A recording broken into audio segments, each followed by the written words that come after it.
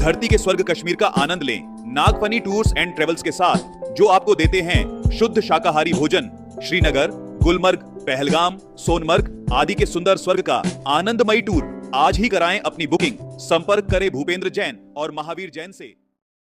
जैनियों का हाल इतना बड़ा होकर के भी सब तरफ से सरकार के लिए हम सहयोग देते हैं। एक बार जैनियों किसी नेता ने कहा राजस्थान में कि महाराज जैनियों का राष्ट्र के लिए योगदान के संबंध में आप बोलिए।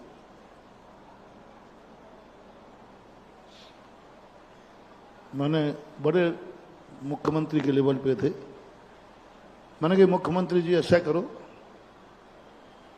मैं बोलने की अपेक्षा रेलवे स्टेशन चलो। बोले मेरा रेलवे स्टेशन क्यों, आप तो गाड़ी में बैठते नहीं। मैंने कहा बैठूंगा तो नहीं, चलो गाड़ी तुम रुकवाना, गाड़ी में चेकिंग तुम करवाना, किस जाति के लोग सबसे ज्यादा विदाउट टिकट मिलेंगे वही देश को राख लगा रहा है, और जिस जाति के लोग कम विदाउट टिकट मिले वही राष्ट्र का योगदान कर रहा है। मैंने कहा चलिए मैं रेलवे स्टेशन चलूंगा। और वो तो नेता थे, उन्होंने कहा महाराज नहीं जाऊंगा। नहीं क्यों? बोले आप जीत गए मैं हार गया। मैंने क्यों? मैंने कहा ये क्या राष्ट्र का योगदान नहीं है? जैनी कितने तरीकों से राष्ट्र का योगदान कर रहा है, फिर भी आप जैनी के लिए हर चीज में पीछे करते। छापा पड़ेगा तो जैनियों पर, टैक्स लगेगा तो जैनियों पर, और सबसे ज्यादा जैनी टैक्स भरते। और जो जाति बिल्कुल भी टैक्स नहीं बनती, हमारे का टैक्स का पैसा उनके बीच में जाकर खर्च कर दिया जाता है। उनको जब इस बातों का संकेत दिया तो राजस्थान में मैंने नियम बनाया था कि दिगंबर जैन तीर्थ क्षेत्रों पर नल, बिजली और रोड सरकार देगी। तो सरकार ने कहा कि आपके पास पैसा नहीं है।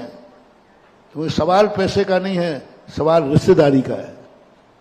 क्या हमारा सरकार से कोई संबंध नहीं है? जब सरकार से संबंध है तो हम चाहते हैं कि सरकार और समाज के बीच में संबंध बना रहे। एक नेता से मैंने कहा कि मैंने भाई आप जैनी के लिए टिकट क्यों नहीं देते? तो नेता तो बहुत सोचते आ रहे हैं, वे को सोचते साधु के मुंह लगना ठीक नहीं है। उसने कहा महाराज जी दे देंगे। अरे मैंने कहा तुमने तो ऐसे बोल दिया था जेब में रखे हो।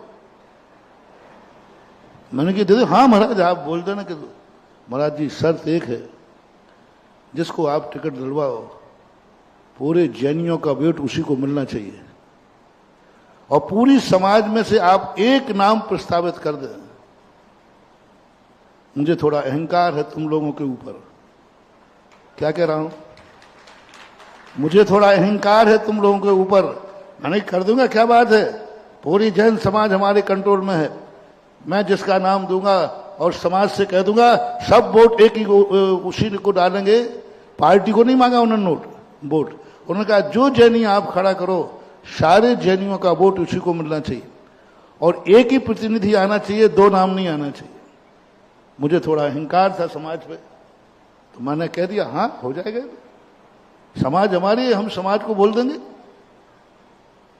हमने कम से कम 6 मीटिंगें की समाज की,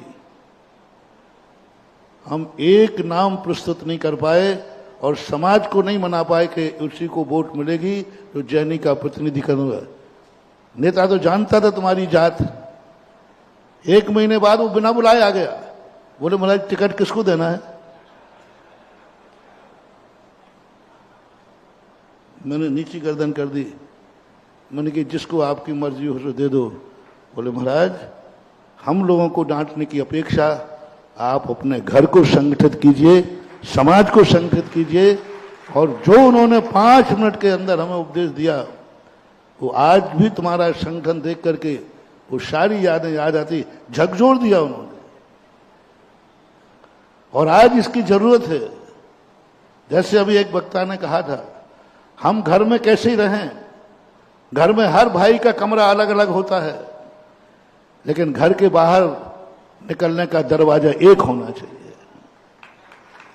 हम कितने भी रहें, हमारा संगठन ऐसा हो, और ये संगठन की एक विशेषता होना चाहिए।